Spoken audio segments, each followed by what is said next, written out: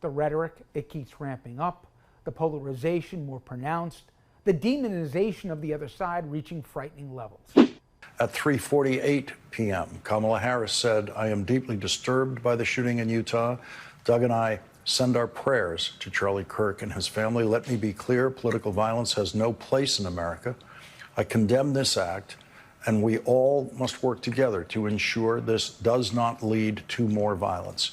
At 4:40 p.m., Donald Trump tweeted, "The great and even legendary Charlie Kirk is dead. No one understood or had the heart of the youth in the United States of America better than Charlie. He was loved and admired by all, especially me, and now he is no longer with us. Melania and my sympathies go out to his beautiful wife, Erica, and family. Charlie, we love you."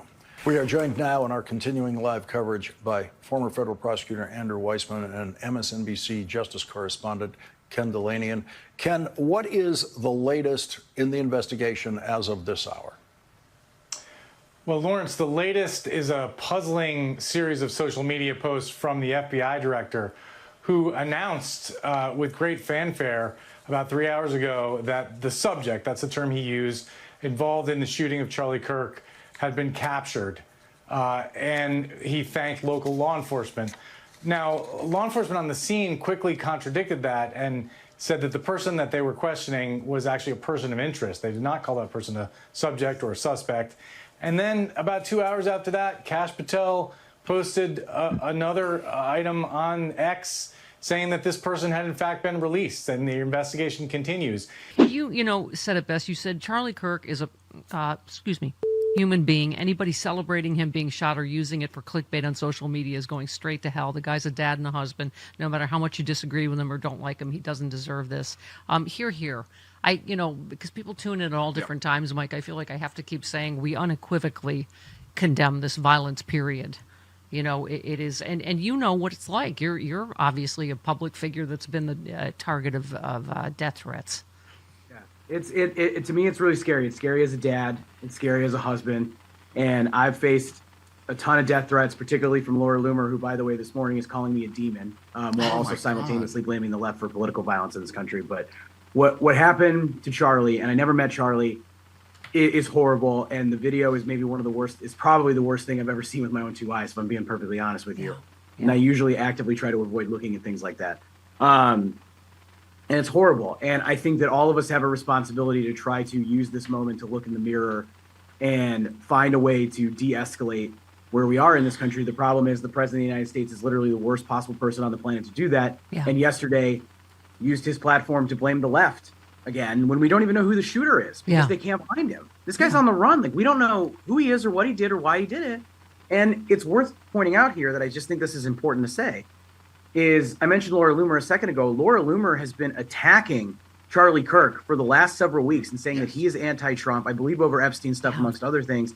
And she's now scrubbing all of those tweets from her Twitter page. Well, and Mike, we keep saying, everybody on the left has unequivocally condemned this violence. But you're right, as we all know, the Butler, Pennsylvania shooter was a Trump voting Republican MAGA guy. So, there is a lot of talk about that. This could have been someone to the right of Charlie Kirk, someone in MAGA. You don't know. I mean, you've been a target. You tweeted, Laura Loomer once doxed my home address on this website and repeatedly encouraged her followers to go after me, resulting in death threats that mentioned my son. So, who knows if this is a Laura Loomer lunatic? We don't know. But that's why it's so wildly irresponsible for the president of the United States to immediately blame the left. Right. And there's already people vowing revenge, from Jesse Waters to other, right-wing people vowing retribution.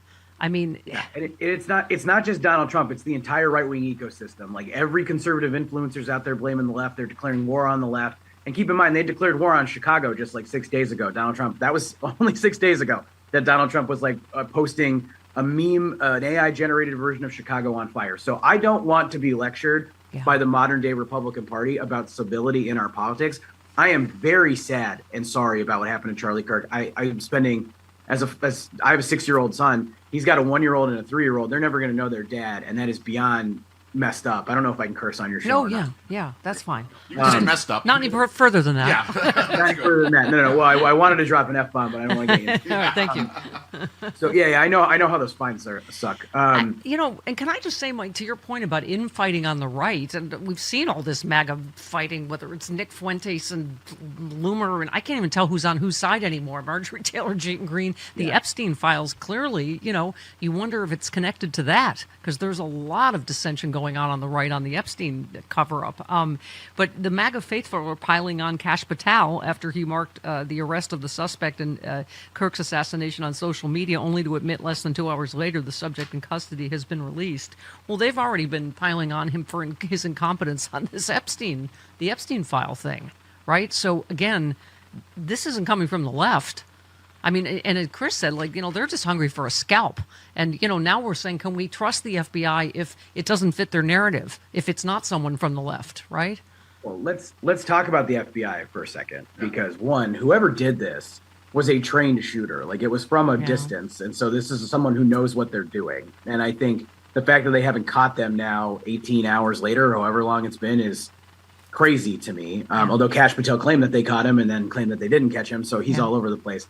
And that to me is the natural consequence of what happens when you appoint an influencer to the head of the FBI who is completely unqualified for the job, because that guy is better at catching clicks than he is at catching criminals. And it is a huge problem. And like, I don't know that this version of the FBI is up to the task. I pray to God that they find this person and they hold him fully accountable to the law. I don't believe in the death penalty. I'm Catholic, but they should lock him up for the rest of his life. But they're going to politicize this no matter what it is. And they're already going to shape a narrative. Look at what they did in the shooting in Minnesota a few weeks ago.